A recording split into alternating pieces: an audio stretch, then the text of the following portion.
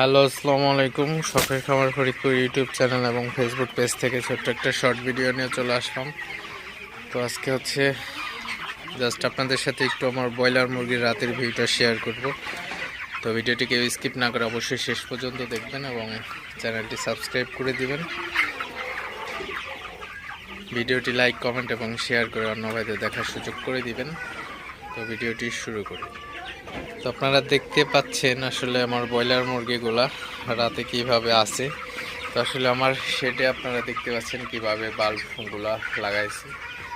তো আসলে আমি কিন্তু আমার শেডে ব্রয়লার মুরগির কিন্তু তাপমাত্রার কিন্তু ঘাটতি রাখি না। আসলে প্রপার যে একটা তাপমাত্রা সেটা কিন্তু আসলে আমার ঘরের মধ্যে রাখছি আমি।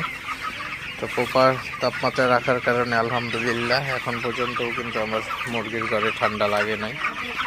মুরগির ঘরে এখন কিন্তু খুবই ভালো তাপমাত্রা আছে। তো এখন হচ্ছে সন্ধ্যা 7টার মতো বাজে। তো মুরগির ঘরে আসলে ঢুকলে কিন্তু আসলে শরীরে একটা গরম ফিল হয় আসলে। তো বাইরে কিন্তু প্রচণ্ড ঠান্ডা। তো আপনার ঘরটা এমনই তাপমাত্রা রাখতে হবে যে ঘরের মধ্যে ঢুকলে যেন আপনার গরম অনুভূতি হয়। তো তাহলে কিন্তু আপনার ব্রয়লার ঘরের তাপমাত্রাটা ঠিকঠাক থাকবে। তো অবশ্যই আপনারা দেখতে পাচ্ছেন আমার মুরগিগুলা মাশাআল্লাহ খুবই ভালো আছে, সুস্থ আছে। মুরগিগুলা ছড়িয়ে ছিটিয়ে আছে। তো এইভাবে থাকলে কিন্তু আসলে বোঝা যায় মুরগিগুলার ঘরের তাপমাত্রাটা ঠিকঠাক আছে।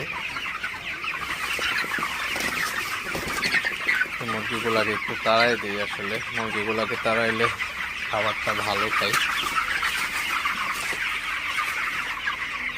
দেখতে পাচ্ছেন মুরগিগুলা কতটা ভালো আছে।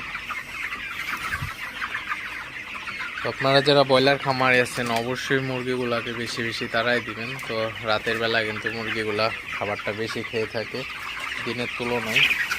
তো অবশ্যই আপনারা যত পারেন রাতের বেলায় মুরগিকে বেশি তাড়ানোর চেষ্টা করবেন, তাহলে কিন্তু মুরগির ওজনটা আরও ভালো পাবেন।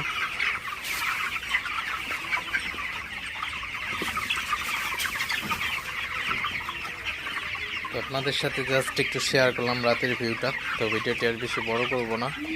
সবাই ভালো থাকবেন, সুস্থ থাকবেন। শখের খামার ফরিদপুর ইউটিউব চ্যানেলকে অবশ্যই সাবস্ক্রাইব করবেন, লাইক করবেন, কমেন্ট করবেন এবং শেয়ার করে অন্য ভাইদের দেখার সুযোগ করে দিবেন। তো দেখা হবে অন্য কোনো নতুন ভিডিওতে। আসসালামু আলাইকুম।